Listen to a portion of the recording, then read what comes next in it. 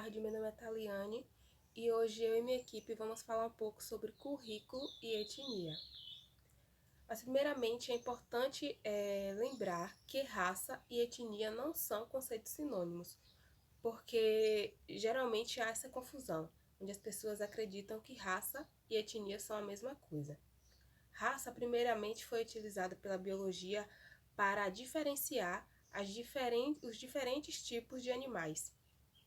Como podemos ver, né, que tem variadas raças de cachorro, gato, vários animais. Posteriormente, esse conceito foi utilizado também para humanos de maneira classificatória, querendo dividir os humanos em subgrupos.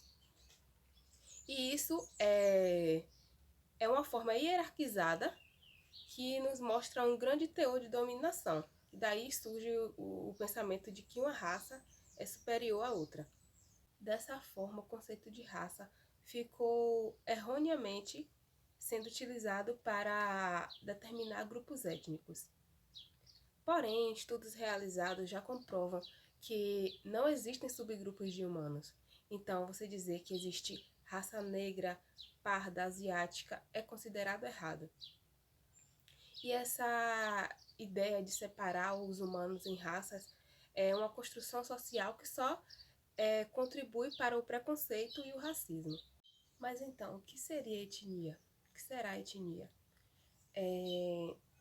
A palavra etnia deriva do grego etnos, que também deriva de outra palavra, ethos, quer dizer costumes.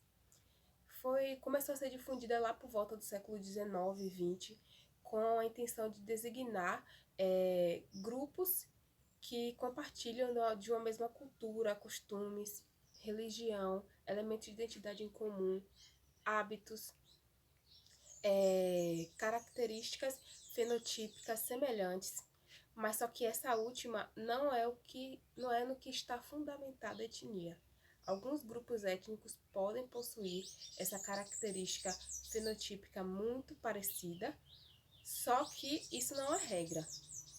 Assim como também a etnia não está baseada em questões biológicas, embora alguns pesquisadores da etnicidade acreditem que a etnia se baseia sim nessas questões biológicas, mas isso não é um consenso. Como exemplo dessas características fenotípicas, podemos utilizar alguns afrodescendentes que se consideram pertencentes à etnia africana, por, além da cor, possuírem traços semelhantes como dentes, formato do nariz, estrutura corporal. Então, basicamente, a etnia é isso. É esse grupo de indivíduos que compartilham de características de identidade em comum. Mas a gente sabe que em todo grupo social existem diferenças, e isso é algo extremamente positivo. Reconhecer essas diferenças é algo muito importante, mas daí querer classificar e achar, por exemplo, que uma cultura essa é superior à outra, a gente já está partindo para o lado do etnocentrismo, que é um problema grave que deve ser evitado. Aqui no Brasil mesmo, se alguém perguntar qual é a etnia brasileira, é impossível a gente dizer tal, porque não existe uma etnia determinada. O Brasil possui uma diversidade étnica muito grande, que é composta fundamentalmente por 3 grupos étnicos: os negros, os indígenas e os brancos. Os indígenas, que são os povos originários, os negros, que foram trazidos para serem escravizados, e os brancos, que foram os colonizadores.